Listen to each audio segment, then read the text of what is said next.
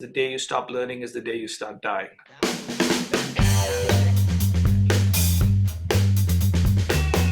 Why would we ever do what we did before?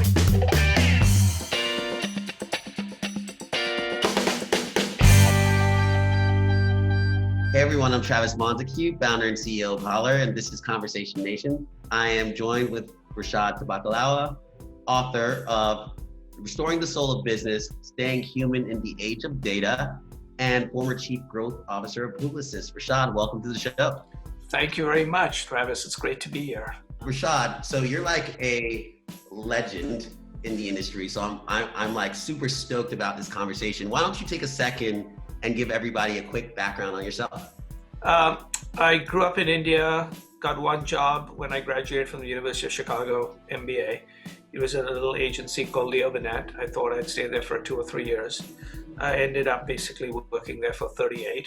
I then started another career as an author, and I both write, I've written the book, which has been relatively successful, as well as the free newsletter that we were discussing at rishad.substack.com. I advise folks, including still Publicis, and I work with a lot of startups. In looking at your content, you talk a lot about the great reinvention, right? So can you explain to our listeners what this concept is at a high level? So the great reinvention is the way I look at the world that we are entering now, hopefully, obviously in the Western world post-COVID. The underlying belief was there were 3 things that people were talking about when we got into this. One was that there was going to be a new normal. That was sort of one. The second was this basic belief that it was going to be short-term. And the third was we were then going to restart. And I basically said, number one, this is going to go on for at least a year. And when people change their behaviors and they go through a social, financial, emotional, and health crisis, they're going to be very different. And therefore, there is going to be no new normal. There's going to be the new strange. And finally, there's going to be no restarting. We're going to be starting again with a fresh sheet of paper. And I built that case because not only would people be different, society would be different, but we were also entering what I call the third connected age of technology. And the third connected age of technology is a combination of new ways to connect like voice and AR, faster ways of connecting 5G, connecting to quantum computing in the cloud, as well as data connecting to data, which is machine learning. And if you combine those with a major crisis, society changes and businesses change. And therefore, we need to think about how we are going to reinvent ourselves, our teams, and our companies. It's the new strange being driven by technology in unique ways, right? And how people have utilized technologies over the last year. Or is the new strange going to drive technology? I basically believe that lots of new technologies, lots of new platforms, lots of new ways of doing things, including what you have created in Holler, occur. The ones that actually work are the ones that are connected to human connection. So that's why I call it connected age. So if you think about it, there were a lot of technologies that came out in the 1990s. But the ones that took were the ones that allowed us to connect, to transact, and connect to discover. We call it Google and Amazon. Mm-hmm. In the 2000s, the ones that took off were the ones that allowed us to connect all the time and connect to everybody, which was social networks and smartphones. We're now entering this third connected age. And to a great extent, what people want is how do I connect? How do I connect with friends? How do I connect as easily as possible? And how do I connect with behaviors that I'm already comfortable with and I align with? Even as a founder, yeah, and thinking about, and even as a person who's just at the beginning stages of starting a business, I think there's so much to learn about how to not go astray. My suggestion, and everybody has a different way of deciding what they want to do and how to do it, but both looking around at people I admire over the years and having written the book where I did a lot of research on this, I eventually identified 3 traits that keep you honest. Okay. Trait number 1 is spending an hour every day learning. because even if you're a founder, even if you're a leader, the half-life of learning is declining. And the way I look at it is the day you stop learning is the day you start dying. Number two is to build a case or surround yourself with people who will tell you the exact opposite of what you believe. And the reason is, again, as a leader and as a founder or anybody successful, people try to be a mirror to you. They reflect what you want versus what actually is happening in the real world. And so to a great extent, you want to be careful of that.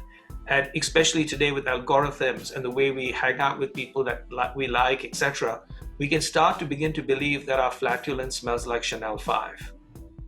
And the third is try to basically do new things in addition to learning new things and building a case to do new things. When new email systems came out, I was Rishad at gmail.com. So my stuff is, what are you doing this for? I said, I gotta learn because some of this may not work, but some of it will. But one day a client might, or a partner might, or a founder might, they might look at me and say, you don't do any of this shit. You just talk about it. Rishad, so there's two topics that I just want to hear what you have to say about Sure. it. So the first topic is the workplace. What do we believe the office like? What do we think that might look like? So here is something that I've written about, which a lot of people thought very interesting. I don't use the word hybrid. Okay, I think hybrid is not imaginative enough. I believe what we're now entering is what I call the unbundled workplace. Assuming country, culture, and type of company, there are going to be 4 places that people are going to spend their time at.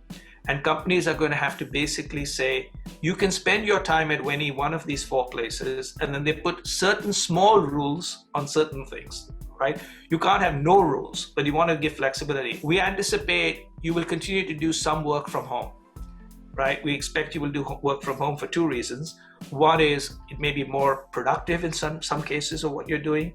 And second is it may fit better with your life, your family, and your need for flexibility. The second is you will come into what I call headquarters, which I no longer call the office, I call the museum, okay?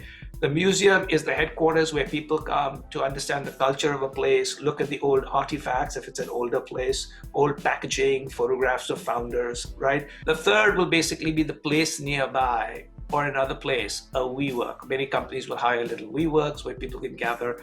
And then the fourth one is what I call the experience. And the experience is what companies like Automatic have done, where 1 week every quarter, all the employees in a particular team get together in a location of their choice anywhere in the world. And they all get together, they talk to each other, they train, they bring in speakers, they solve problems, and then they come back again 12 weeks later. And that gives them the human connection, the human collaboration, the human thing that they need. And then you put certain little constraints, like it might be, hey, listen, we think that not 2 days a week, but 5 days a month, everyone needs to be together. Yeah. Okay, that allows the other 3 weeks you can decide how you want to spread yourself. And those 5 days together doesn't have to be at the museum. It can be at the experience, right? Yeah. It can be at the WeWork. But you will need, especially when you're younger in the career and a lot of other things, there's something to do with teams and people and growth and dynamics that are really important. But you don't need that in the office 2 days a week, 3 days a week, every week. You don't need that. So the whole idea is once you open it up, let people solve for it.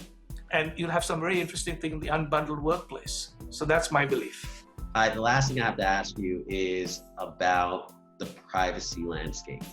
How do you think this kind of aggressive change around privacy standards is going to impact the advertising industry? It'll be very positive for the advertising industry because it'll do 2 or 3 things. One is it will make people think about people and their beliefs, and they will try to build back trust, because you cannot build brands without trust, right? The second is it will also make many marketers really think about how much data they collect, third-party data, but as importantly, why not think about both contextual as well as direct relationships? When someone tells me I don't care about privacy, I say, okay, that's fine. Think about this. You are not yourself when someone is looking. So in effect, you're basically telling me you don't care about being yourself. Ooh. And people stop. That's why it's so important.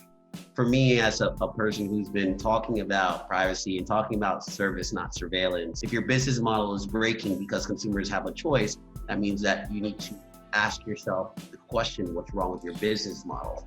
Exactly. Right? Exactly. See, just because you're rich doesn't mean you have vision. Well, Rishad, thank you so much for this conversation. It was everything that I could imagine it to be. Well, thank you for the opportunity. And I thank you so much. As a founder, as a listener, as a person moderating the conversation, I truly enjoyed it, and I'm sure we all will. So perfect. And I'm a big fan of what you're doing and how you're doing it, which is really important because it's not only what you're doing but how you're doing it. You know, someone basically said it's not necessarily, you know, getting to the top; it's how you get there.